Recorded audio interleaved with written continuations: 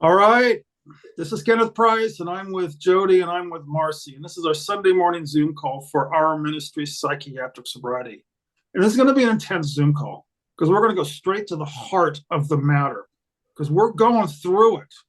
We're going through the eye of the needle, Jody and I, and I'm sure Marcy is too, but this is going to be the 5-minute introduction. So before we get into all that, psychiatric sobriety, who is it? Who are we? What do we do? Why do we record this? Why do we even assemble? We are a group of courageous warriors. This is being recorded for YouTube for the next hour. We're a group of courageous warriors who chose to get off of our psych meds, who chose to graduate from the mental illness narratives. And this is what it takes, folks. And I could not be more grateful. And I think Marcy and Jody could say the same. They cannot be more grateful. Is this easy? Hell no. Is it doable? Absolutely. All right. We all at some level unconsciously chose mental illness. We have to take full responsibility. We chose it. No fault, no blame. It's all subconscious. And now we're choosing to emerge from mental health. And we've got testimonies, folks, and they're powerful testimonies. So this is the reason I record these. So anyway, a little bit about my story. I was 25 years in psychiatry trying to heal my mental illness. The more I tried to heal it, the more I created it and the more I made it real. 25 years later, after dozens and dozens, no, probably more than dozens. I don't even know how many pills, pharmaceuticals, benzodiazepine, antidepressant, anti-this, supplement that. I had become a chemical soup. And I started, I realized there's got to be a better way. All those pills in the world has made me more and more suicidal. We're not here to protest psychiatry. We're not here to protest pills because in the beginning, maybe those pills saved my life as a young man. But after that many years and after that much polydrugging, I had to sober myself from all pharmacology, and including that, all psychiatry. And I had to find a better way. That's why this excites me. This really puts a smile on my face because there's 4 of us here because Beloved has just joined us, and we're all sharing the better way, and we're sharing how we do it, and we're sharing this while we are doing it. So one of the disclaimers I have to add at the beginning of every Zoom call is that we're not telling anyone they should get off their meds. As a matter of fact, we don't talk about meds here.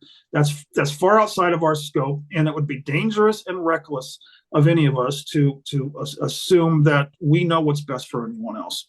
This is what's best for us. This is what we've chosen, and this is our gift to the world: is to document these calls, archive it for anyone out there who's decided that they're done and would like to emerge above basically unbelief in the dream characters that are having the mental illness. We're not trying to fix the mental illness. Most of us who come on board are Course in Miracles students, so you're going to hear a lot of metaphysics in the next hour, but that's what we have discovered is finally working. I tried everything, folks, and this is finally working. How can I not, extend it? It's Course in Miracles. In order to keep the miracle, I have to extend it. I'm a 12-stepper from way back. Bill W. said the same thing. The 12 steps, in the last one, something about a spiritual awakening. As a result of these steps, we choose to carry this message to others and practice these principles in all of our affairs. So it is a ministry because I keep saying grace. There was something beyond the 5 senses that has been pushing me, prodding me, pulling me, and gifting me with resources that didn't just take away my mental illness. That's ridiculous. God doesn't work that way. God hands me messengers. God hands us messengers to point us in the next right step. Folks, is it easy? No. Is it exciting? Yes. When we get into the level of excitement, it raises our vibration. And suddenly I was no longer a match to mental illness or pharmacology. Has my mental illness gone away? I don't know, but I know who I am. And that makes all the difference because I watched the one who has the mental illness. That's kind of complicated, but there, anyway, in a nutshell, that's my story. I'm sticking to it because it's a ministry. Here's how we started. We started with the healer's prayer, which goes like this.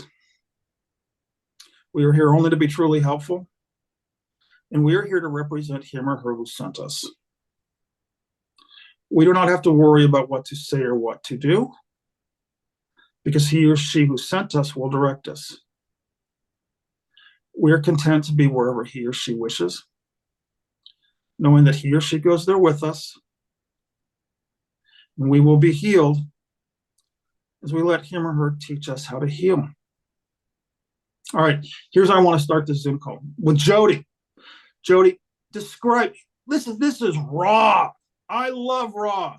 Describe to us the nitty gritty of what's going on, whatever you want to share. And also maybe that our teacher, Calico, same thing, complete transparency. Apparently, according to you, and during her Zoom call, she allowed us to see her stuff coming up.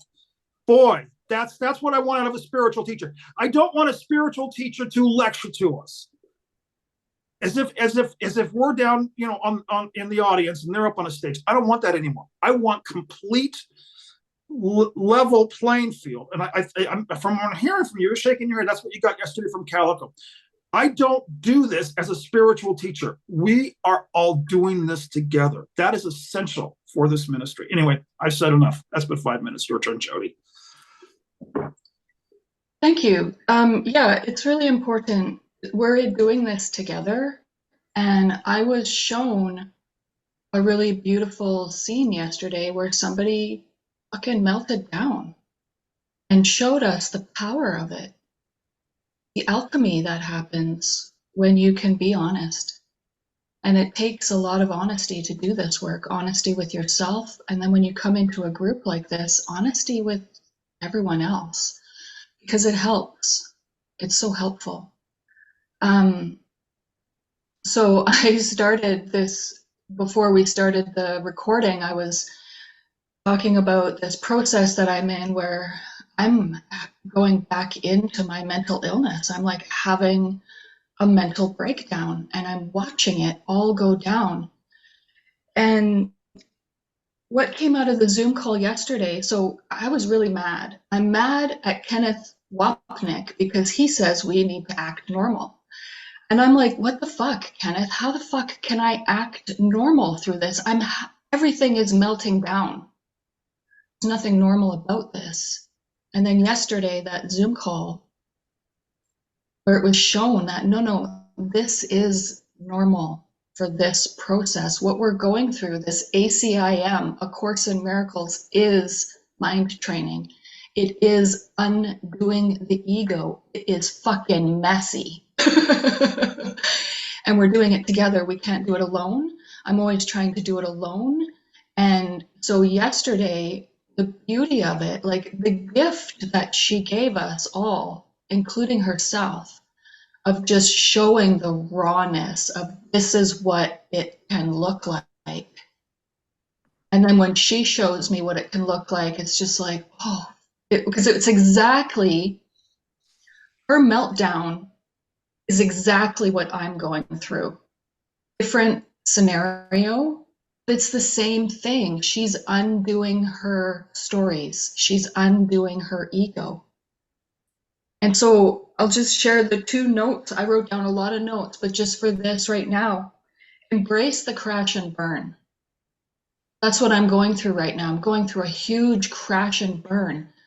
I'm watching my ego go through a huge crash and burn. So don't fight it. I want to fix everything, right? So stop fighting it. Stop trying to fix it. Embrace it. Allow it all to surface. Because this is all of my unconscious guilt coming up. That's what this is. There's nothing that's gone wrong. There's nothing to fix here. And that goes against everything that my ego believes. And so that's the training. That's what we're doing here. That's what we come together to do. And I was so grateful for that group yesterday. And I'm so grateful for this group today. And we need more groups like this. I need more groups like this. Amen. All right, here's what I want to document. Mark's not home, so I can raise my voice. It's not mental illness. It's unconscious guilt coming to the surface. Stamp that. I've not got a tattoo, but I'm going to get one right across my forehead. It's not mental illness. It's unconscious guilt coming to the surface. Now we can do something about it. It's going to be easy? No. But we know what to do about it. We have a pointer. It's given to us by our spiritual teacher, Calico Hickey down at Ahihi. We are to embrace it, and we are to allow it. Psychiatry, take that, put it in your pipe and smoke it. I'm sorry, but this is what I was medicating for 25 years. And I think Marcy and Jody and Beloved came pretty goddamn close to medicating the unconscious guilt coming to the surface. It's not to be pushed down. It's to be allowed, but we didn't have teachers. We didn't have way showers. We didn't have permission slips. Guess what, folks? The cavalry has arrived. We have a teacher.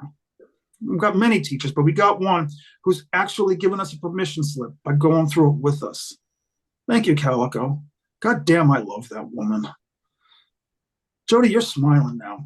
You're smiling and you're melting down at the same time. You can have joy and pain at the same time. How's that one? Well, that's when you know you're on the right track. When I can say that I'm watching this go down and I can feel peace inside, that I'm just laughing at myself right now for sounding like a Course in Miracles student. It's that peace inside of our mind that is the Holy Spirit. And if we can have that as well. I think I was listening to David Hoffmeister last night, and that's what it came up. Like, as this stuff is surfacing, can you find the peace in your mind at the same time? When two or more are gathered, apparently it becomes doable and possible. But I'm with you, Jody. I can't do mine alone either. 12 steps. That's why we went to meetings in the 80s and 90s before the internet. Because we couldn't do it alone. None of us could. No different from a 12-step meeting. It's just a little bit more advanced metaphysics. Thank you, Jody. That was so beautiful. That's what love is, by the way. Our whole society has been going like sheep over a cliff, telling us that something's going wrong and it shouldn't be happening. And now we finally, someone has forged a trail off this superhighway over Niagara Falls, and we have an off ramp now. And each one of us who chooses to get on that off ramp is going to be followed by others who say, I think there's a better way. And look, Jody just took it. Look, Marcy just took it. Look, Beloved just took it. Look, wait a minute. We have a choice now. We don't have to go over this cliff. We can get off this crazy, this crazy loop-to-loop ride.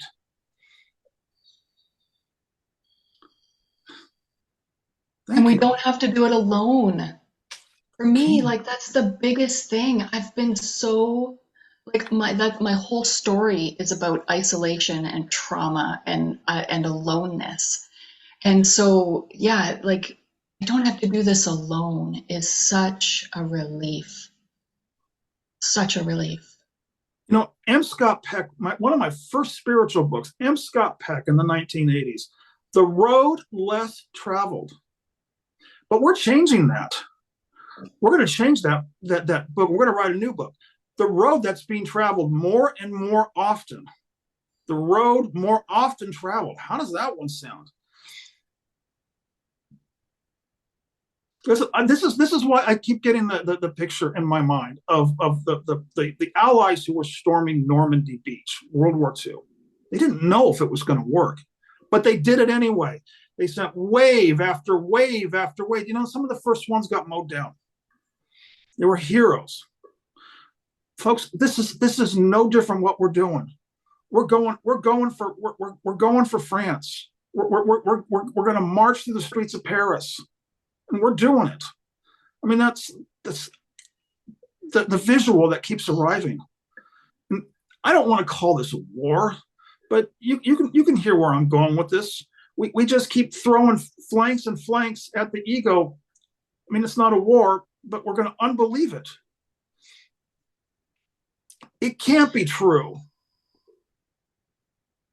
These fears, they're kind of like, I always put them like, I call them food dogs. I built an Asian garden once, and I put these, I don't know, for some reason I'm supposed to build an Asian garden that year, and I put these food dogs at the gates, and I think that's what they are. They're, like I said in a couple of Zoom calls ago, the Wizard of Oz. Pay no attention to that man behind the curtain. They're just flying monkeys, and they're just wicked witches. Anyway, let's get Marcy. Marcy's shedding some tears, and she's nodding. How you doing? How you doing down there?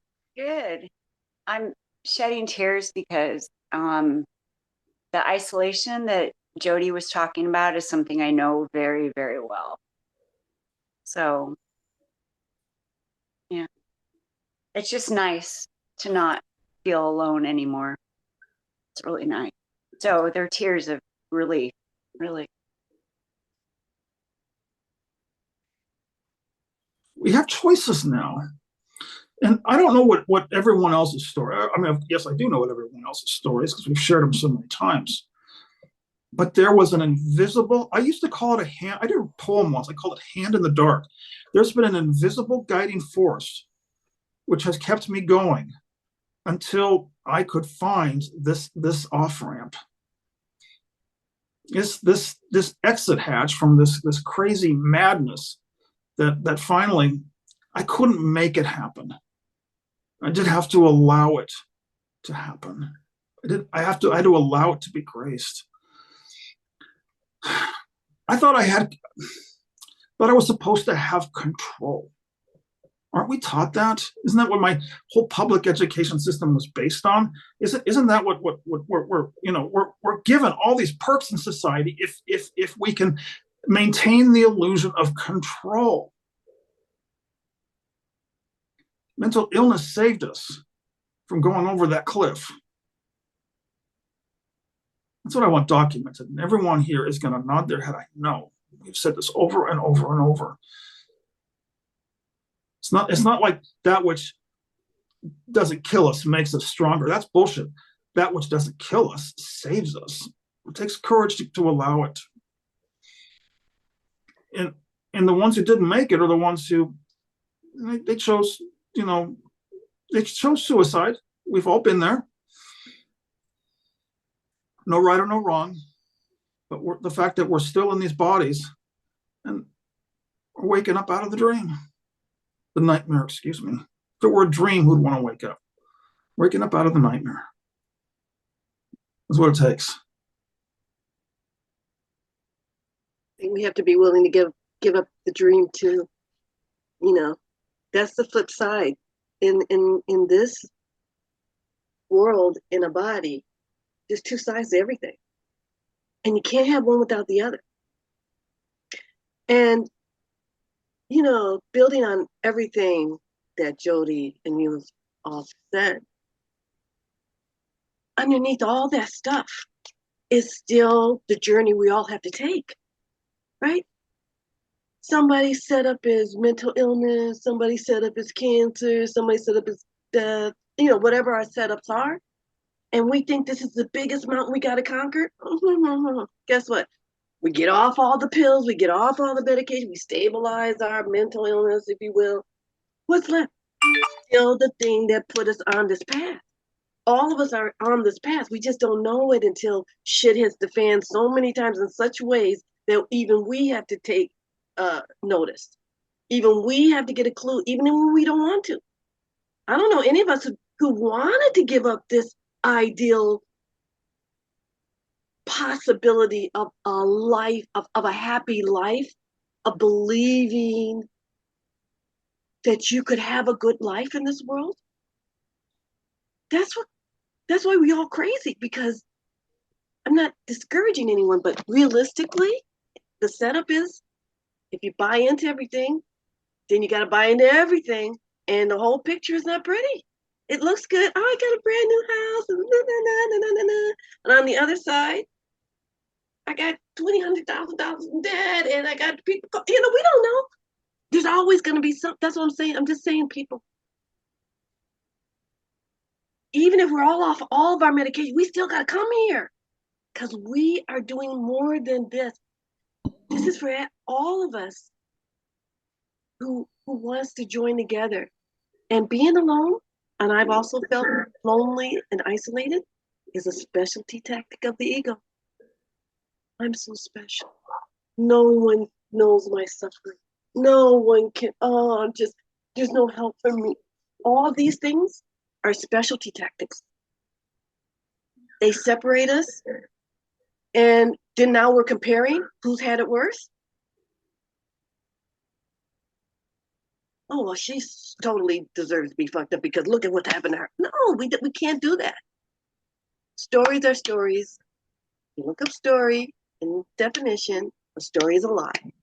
And that's all we built our whole persona on, is this is a bunch of lies we're looking at right. Because the truth, look at this thing. Look at the truth. The truth is staring you right in the face. And that's why it's so painful, because the truth of what we are is totally at odds with what the ego says we are. And that's why we feel this pain, even if we seem to have every goddamn, doesn't that frustrate you? I mean, when you hear Judy Scutch, I don't know if you ever listened to her, but she was one of these people in the Course Miracle people. And she had a beautiful, perfect life. Oh my God, she sounded like she's like fabulous, like I would kill to change and take her place. I mean, she had everything going for her. And yet something was making her go in the bathroom and wanting to die. It's not about nothing in this world that can give us. We have it. And the road less traveled is the inroads. We done did all these outroads. We done went every single road we can. So even if they're less traveled, so what? They still end up in the same place. Inroads. That's what we do. We go on the inroads. The best way I know to go in, because I didn't have the tools for myself, was A Course in Miracles. So I ground myself into this. I have to be grounded. I have to be anchored, because I'm so smart and clever and so full of philosophies, and I've read 20,000 books, and I know this, that, right? So we can jump here, get this, whatever you need, but ground yourself. If you find yourself attracted, ground yourself in it and just go for that truth, because that's what we want to stabilize. That's how we stabilize this mental illness. And I just have to share this fun fact. I was listening to a very educated doctor, psychiatrist, and do you know what he said? He gave an example. If a guy, let's say a husband, a father, his child suddenly dies, right? So he's grieving. And if he grieves longer than a certain amount of time, it's a mental illness. You understand that? The onboarding to mental illness is simply simple. You see what I'm saying? If you grieve longer than 5 days, now we can condition, now we got a word in this thing, DC, whatever they call that, for the mental illness. We got something for you, and now we're going to put you on some medicine. In fact, it's on YouTube. It's popping pills doesn't work. This doctor's saying this, and he's not that. I think he's saying it's metabolism now, not brain chemistry. It's your metabolism. So exercise. All right, I'm done. That was my rant. That's why I want Marianne Williamson for president. We got to get a Course in Miracles student, a Course in Miracles teacher in the White House. Why can't I imagine why she would want it? But go ahead, girlfriend. I can't believe what she's taken on. Well, if she don't believe in it, I guess it's okay. Maybe that's the direction we can go in. You know, she got a lot of flack for her decision to run for office. What do you mean? And make it specific from the Course community. Yeah, the Course community. A lot of people don't consider her a Course teacher, though. A lot of people do not consider her a Course teacher. But just she's written books, so she's got to be a Course in Miracles author at least. Course in Miracles, something. And she refers back to it, but people got really up in arms and said, since politics is an illusion, since the world's an illusion, why? Well, she said, yeah, it's an illusion, but we still believe in it. So while we believe in it, we have to start where we're at. And I'm going to get inside the White House, and we're going to basically, you know what's in that woman's heart. She's going to get in the White House, and she's going to start us, but she's going to start us from where we are. No ghosting, no pretending. The world's all an illusion. The children are getting, blown up and bombed, and yeah, but they're just bodies. That's complete fucking Course in Miracles bullshit. If you are truly practicing this course, you will be guided to take action. I'm sorry, you don't just sit around and meditate in unicorns and flowers. Jesus doesn't send us to these monasteries to retire with spiritual retirement. You go there as waypoints, kind of like the missions were waypoints as you walk the El Camino Real up the west coast. They were waypoints so you could get food, water, shelter, and rest, and then continue the journey.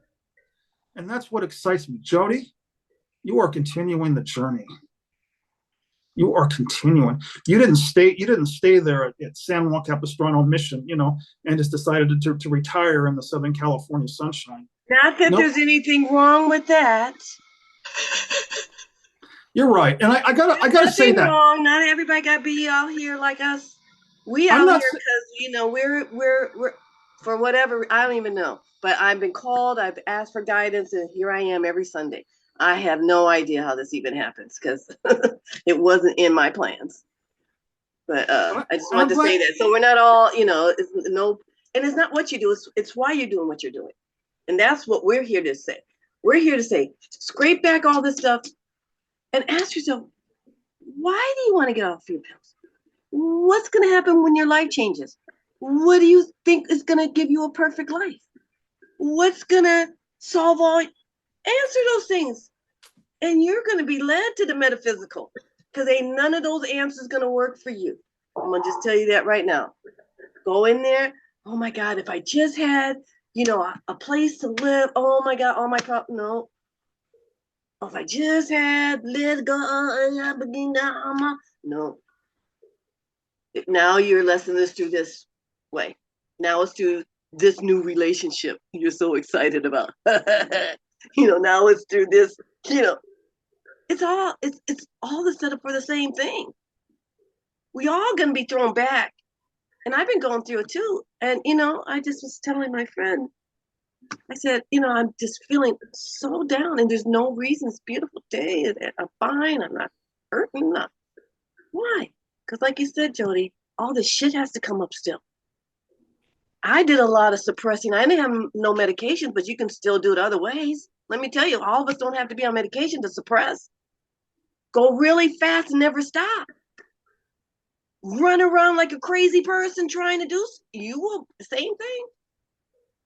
Same thing. I ran around like a crazy person. Just running away so I just didn't have to deal with anything. I'm just trying to run and keep in front of everything from catastrophe. And now it comes up. It comes in waves. It cuts in your gut.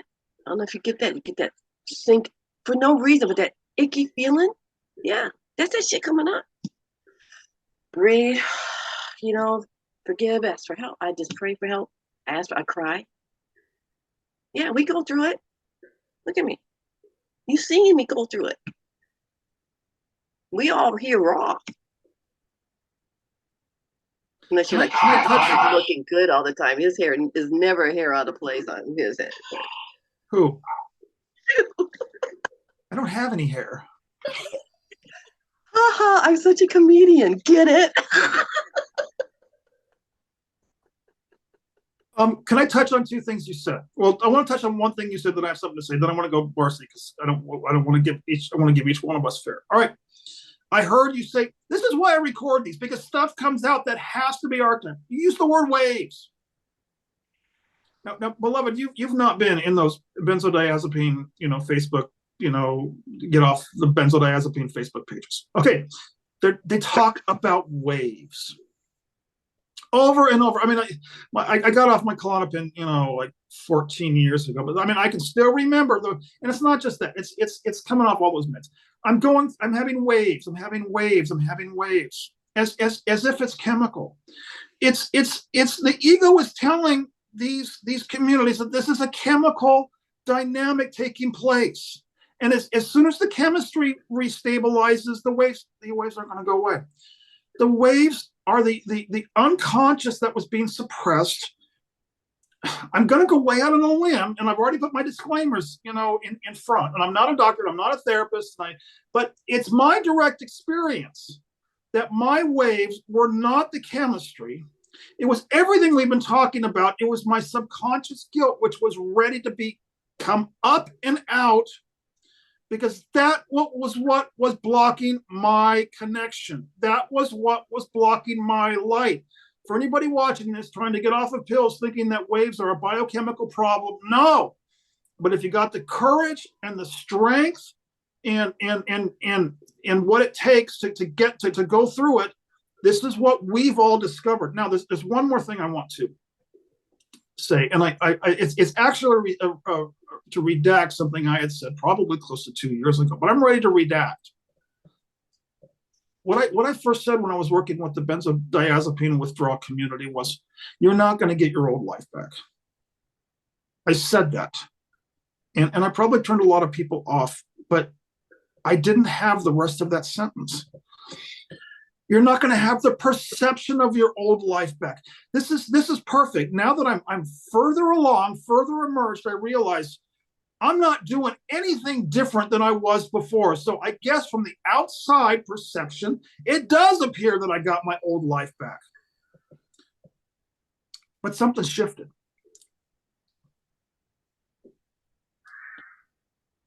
I don't have the fear, and like you described, beloved, I don't have, I'm not doing it to fill a void anymore. It's become a chop wood, carry water. It's peaceful now. I'm no longer dysfunctional. Back in the bipolar days, it was work, go into mania, crash. Work, go into mania, crash. No stability there. It's leveled out. That's a miracle. Maybe some people aren't going to go back to their corporate jobs. Probably not. I don't know, but who do I know? Maybe they'll go in there and reshape corporate America with some of the principles that have been gathered in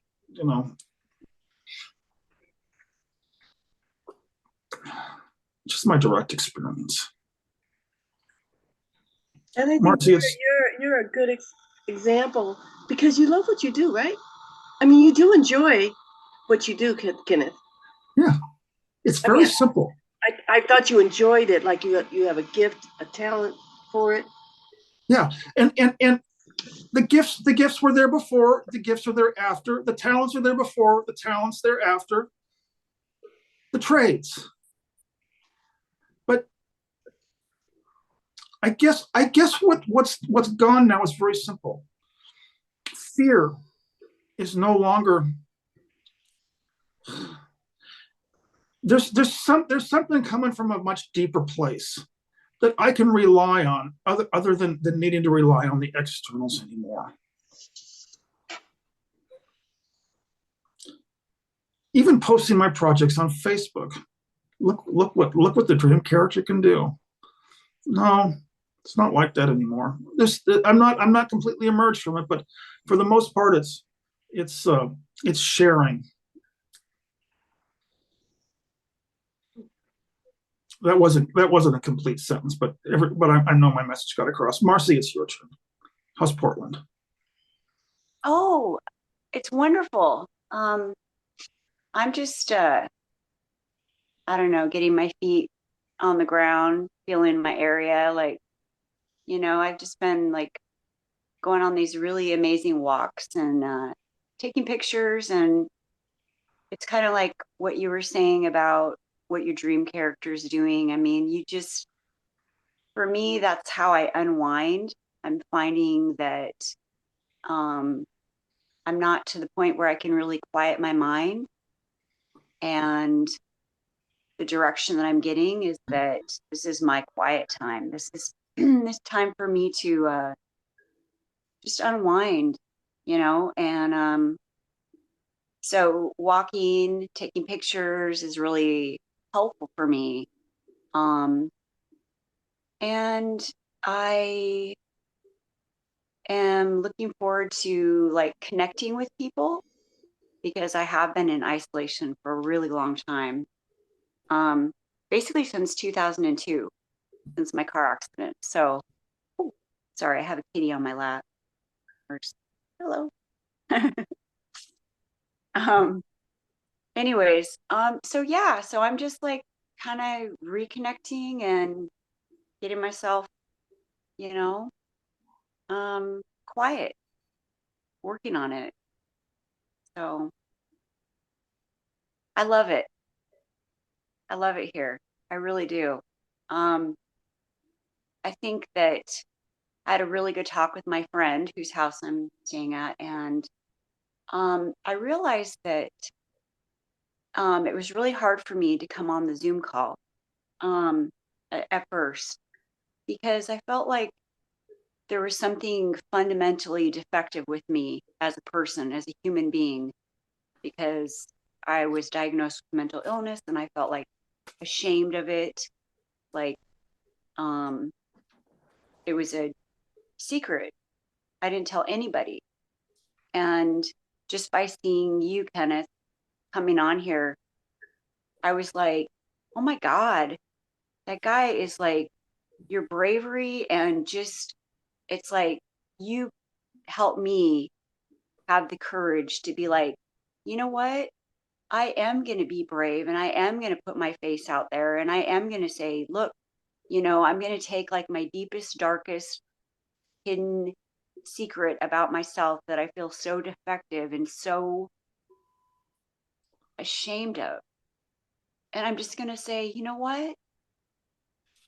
This is where I'm at and this is where I'm going, or this is where I'm headed. And so that's kind of where I'm at right now. I'm just really grateful and really peaceful. Marcy, the reason that's so beautiful is that's the formula. When we share our deepest, darkest, most shameful, ugly, frightening secret, that's when the magic happens and we realize no one cares. Right? There's only and one. Suddenly it doesn't matter anymore. But we taking that risk. See, I come from, my father would say, you come from old money. Oh God, I come from what a mess. I'm sorry. I love my grandparents, but that was just their generation. What would the neighbors think? Mm-hmm. Keeping up appearances. Don't tell the neighbors. And it's a family secret. Folks, I was only as sick as my secrets.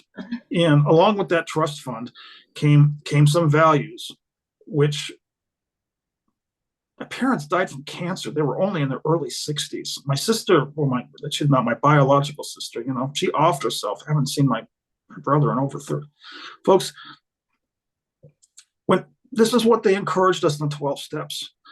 Air it. I mean, air it in safety, of course. Don't go to your employer. Listen, come to a meeting of like-minded, mighty companions, and if confidentiality is say it to a therapist, but bring it out.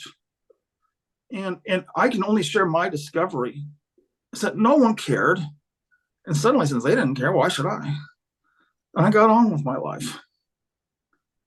But I was so.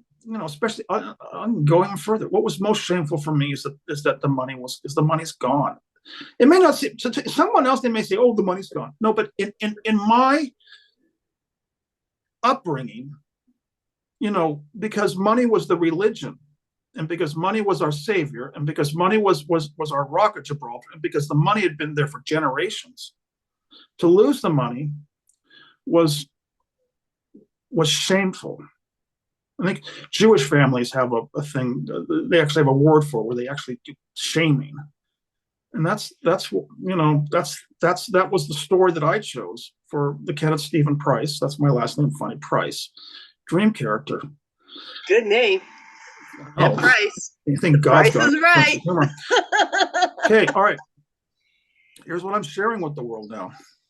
Now that the money's gone, the synchronicities began. Now, this is not true for everyone, all right? So we're not doing a carte blanche here, but in the story of Kenneth Stephen Price, beyond the money,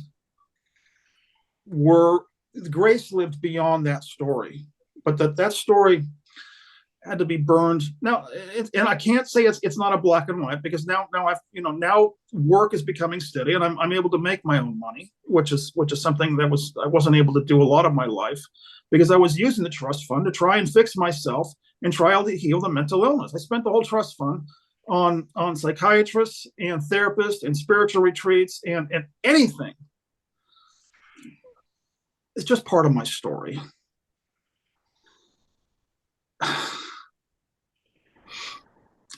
But getting back to what I was saying earlier, I don't know if someone's going to get their old life back, but I do know that complete emergence, it'll be seen in a completely different light.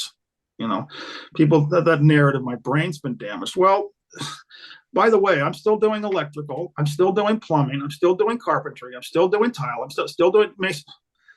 Obviously, the brain wasn't damaged, that I can still, thread all the trades together to revitalize properties. But it doesn't contain I'm functional now. Because it's not my priority. We all know what our priority is. David Hoffmeister put together that little book called Purpose is the Only Choice. Spiritual teacher says, what are you here for, kiddo? I can say, now Jody and I went over this yesterday. I can say now, what did I lose? Little strips of green pieces of paper and little round metal discs. That's why Jesus finds that funny.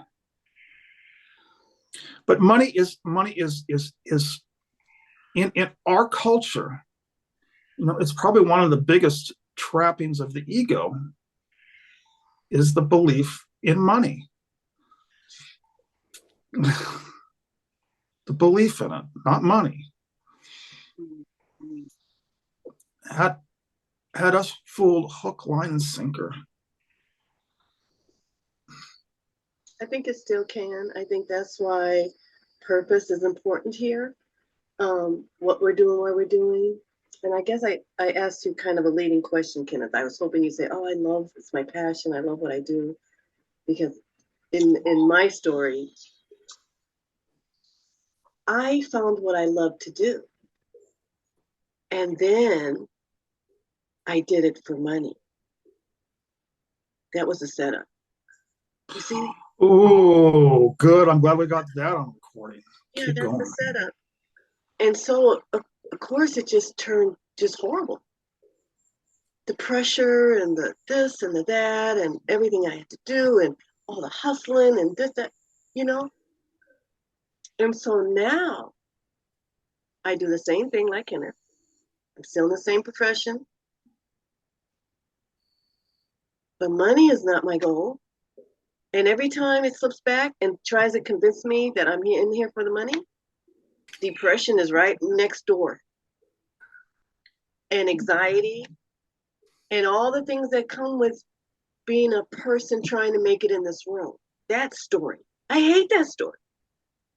I hate that story because if I believe it, then I have to hate God. God, why you set up all these fucking obstacles for me to get back to you? That's how I feel like. Give me a break, God. So, again, I always have to ground myself in A Course in Miracles. Why? Why are you doing what you're doing? And you got to be honest with yourself. Because I want to look good, blah, blah, blah. That's what I think Kenneth meant by being normal. Ken Wapnick. Is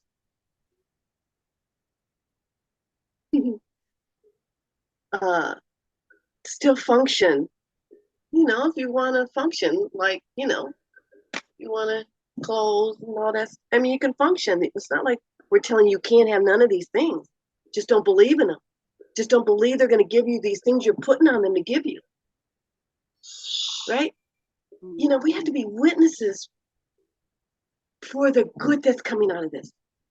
I wouldn't trade nothing for where I am right now in my mind and the amount of peace I can get, even on my bad days. Even on my bad days, I know where to go. And it ain't out there. It's going to be in here. Can I add a little bit of levity here? I've got to include this. Do you remember the episode of Bewitched when Darren meets Endora for the first time, and she comes over for dinner, and she doesn't pop in. She knocks on the front door. She rings the doorbell, and Samantha opens, and there's Agnes Moorehead. She's just dressed to the nines, you know, with this beautiful black dress and coughed hair. She was quite a beautiful woman. And Agnes Moorehead sits down on the couch and lights a cigarette, and she looks at Dick York. You know, she looks at Darren and she goes, "So, young man, tell me now, what do you do and why do you do it?"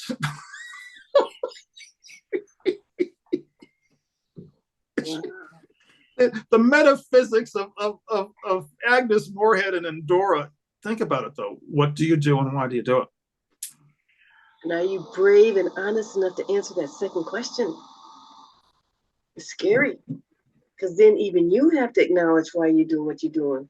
Do you think that if the writers of Bewitched had given, you know, Darren a more in alignment career, that perhaps Endora would not have kept turning them into a toad and the monkey and been fucking with them for the entire 7 years of that sitcom? No, they made him an advertising executive for a reason. So Sam's whole family could fuck with him, except, of course, for Aunt Clara, who never fucked with anybody because everyone loved her.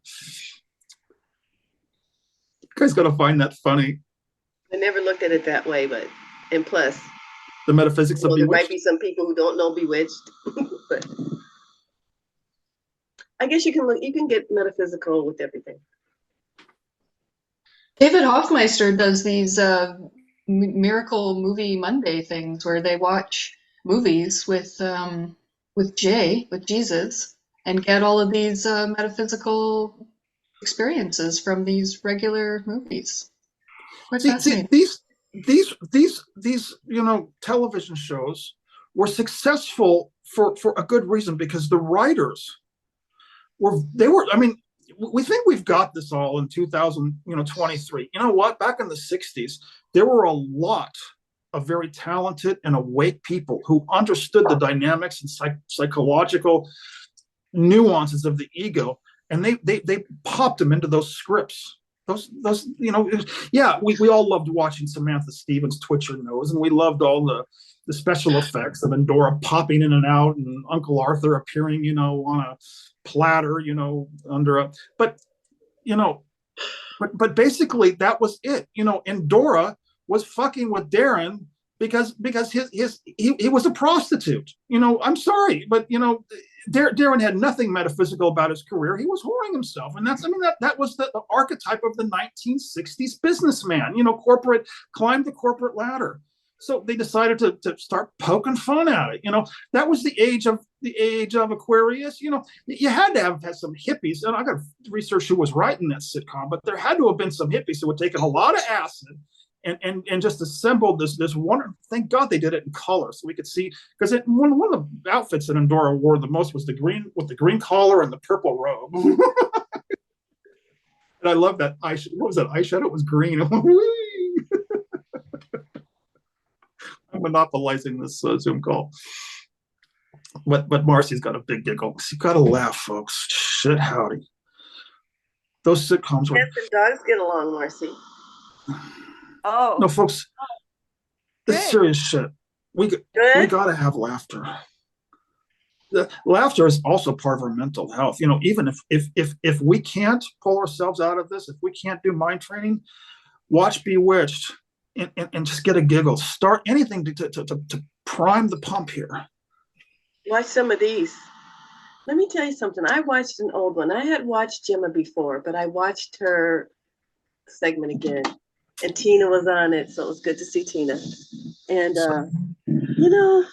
it's so amazing because that episode with Gemma, I don't know if she did another one when she tells her story, but the one where she tells her story, there's all the gems that we talk about here every week. I'm like, oh, we said that, and we said that, and we said, so it's like it's repetition here, but it's like you're hearing it maybe with an open mind and a deeper resonance when you come back and keep getting the same food, because that really was so comforting to me, because I need help. I go back and I'll scroll through and I'll say, okay, give me some, I love the story, so I'm gonna find someone who's gonna tell their story, and they're always so encouraging. These stories, Kenneth, that when you have people come on and tell it, and then you get to keep seeing us. I saw TikTok today. I thought was pretty honest. It was a therapist, and she says, I get paid good money to be on the phone with you for 50 minutes and be your therapist. And she says, when I hang up that phone, I leave and I go out and I lose it, and I'm a regular. And that's what she was telling us, like the unhealed healer. Don't think we're up here saying we made it. Come and join us. No, we're slogging. We're here. We're doing it. And we're all on the same, that might not seem like it, because if you're on pills or you're getting off pills, or it may seem like, you're going through something harder. Let me tell you, it's hard. It's hard. It's hard to put down what has been drilled into us so deeply. It's in Kenneth's DNA. I got DNA, this stuff didn't just happen from the time of we born. No, this stuff, we carry a whole bunch of stuff. So let's get it together, people. We're gonna go through a whole lot of stuff. The universe is elevating, if you will. All shit's coming out, as you can see. All the hell breaking loose, and in ourselves too. Because when I see that war out there, I'm like, oh. The Course says it's a direct reflection of what's going on in me.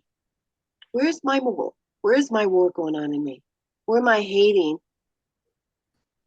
a part of myself that I'm not realizing is me? I'm saying it's them. Where am I? Blah blah. That. So I mean, Gemma, I'm giving you a shout out. I thank you for your story. I just love, So if anybody wants to look at, go to Gemma's story. It's really great. Jody, I love watching yours. All of ours. I just haven't watched yours lately, so I can't really. I have to go look at it again. But no, I just love watching the stories, and we're not making fun of your story. We all got a story, but you gotta laugh at it. Make fun of it yourself, so you don't get your feelings hurt when somebody else laughs at your shit. Because really, your fears are your personal fears, and none of us have it like you have it. That's your own personal made up fear. I'm gonna look at you and listen, and inside I'm like, what the fuck? Okay. But it ain't mine. You done made up. I can't do nothing with your fear. Only you can. That's what we're here saying. We all got our particular individual special setups, if you will. But it's all blown away by the same thing. It's love. That's what we're here. I call it truth. But love is good. People like love. That's not.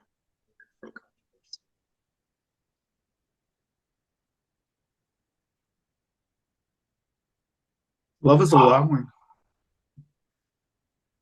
Tell me about your new group. You've got another group going? My goodness, how many groups do you have going? Oh, I was thinking about that. What do you think? Because you see, we record these, and it's a mixed bag. Yeah, I want to hear what comes out of us, but some people aren't coming on. Yeah. So, what do you think about? Jody said MIA, Mental Illness Anonymous. I don't know what else to call it, but I mean that kind of makes sense, wouldn't it? Because the 12 steps is so often referred to coming out of this man's mouth. Mental Illness Anonymous, thoughts, feelings, perspectives? Well, I'd like to take I like the conversation about mental illness, but I think it still comes with what Marcy's saying. None of us, listen, when I got my diagnosis, not like I called up everybody and said, hey guys, I got bipolar. No, nobody wanted to hear that. By that time, they was all fed up with me anyways. They just thought I was a crazy bitch. And by the time I got diagnosed, I had no more sympathy left, like you know what I'm saying? Sympathy happens anyways. So no, nobody, like if I had, oh yeah, I just got diagnosed with diabetes. You can say that. Right? You would say that, yeah. No, I can't eat because I got the diabetes, I got the sugar. Ain't nobody gonna say I got the mental illness unless they want to scare everybody. And nobody believes me anyways. Because when you say you have the mental illness, obviously you ain't crazy at that point. You see what I'm saying? Right? I'm just saying. I always used to say that. If you think you're crazy, you ain't. Because when you're crazy, you are in denial that you're crazy. You'll be like, I ain't fucking crazy. You crazy bitch. No, stop. We got to anchor that. If you think you're crazy, repeat that slowly because if you think you're crazy, you're not. You're not. When you're crazy, I gotta stop that. You won't believe you're crazy, and that is my experience. I'm just talking from my experience because people but it's perfect. You nailed it. You are so crazy. I'm like, bitch, I'm not crazy. And I truly was. All my fiber was like, and maybe I wasn't because all of us aren't. So there is that truth in it. None of us are crazy. We're just trying to keep something together that isn't. In which that's the illusion of this persona. And that takes a whole lot of energy, everything we got 24/7. Thank God we don't got to keep our heart beating because that's how hard it is to keep this persona together. Really think of it. Keep all your personnel, all your quirks, oh yeah, I remember. I don't like that. We got no. So when you think you're crazy, you're getting a clue. That's what's meaning. That means you've, like Marcy said, or Jody, you're looking at it. That's when you're looking at it. They don't mean you're not acting crazy, but you can be looking at your crazy and say, "Dang, come on." So now you're looking at it. So that means you're not crazy. Now, when you're in it, we just for all of us, let's be patient and loving and compassionate, and hold space for those of us who lose it, because you're going to see some people losing it. Pick up the baby if they need help. Don't shame, see if we can have some compassion, just hold space for people. Can I wrap up on that note? Because I'm glad you brought that up. Because part of the 12 steps has a word for it. They don't call it waking up. They call it recovery. I don't care what it's called. Call it recovery, call it waking up. It's still the same goddamn thing. But part of them, there's a step. I think it's the 5th step. It's called making amends. Now, that doesn't mean, for maybe in some cases, you knock on someone's door, I'm sorry I burned your house down, here's a check for, $80,000. I never burned anybody's house down.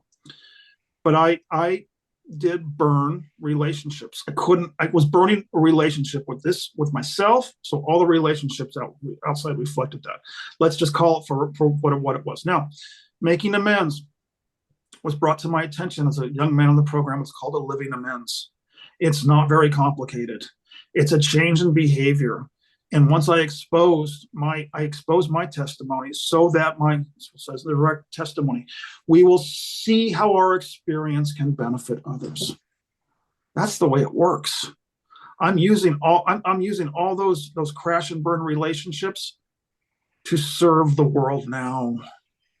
And that's what you've done, beloved. That's what you're doing, Marcy, Jody. That's what we're doing. We're using that crash and burn as to uplift so many more.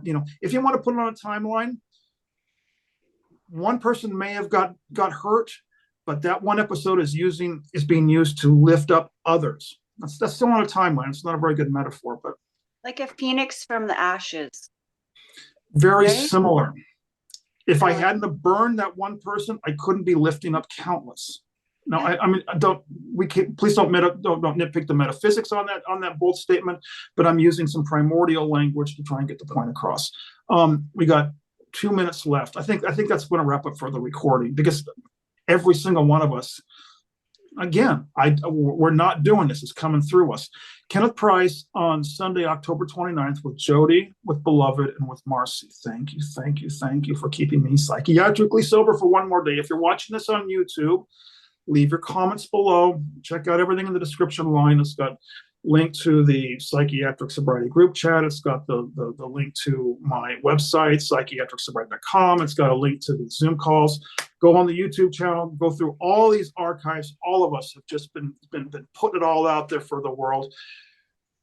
I am just so thrilled. Thank you all. You're all my angels. You're all my saviors. Okay, God bless.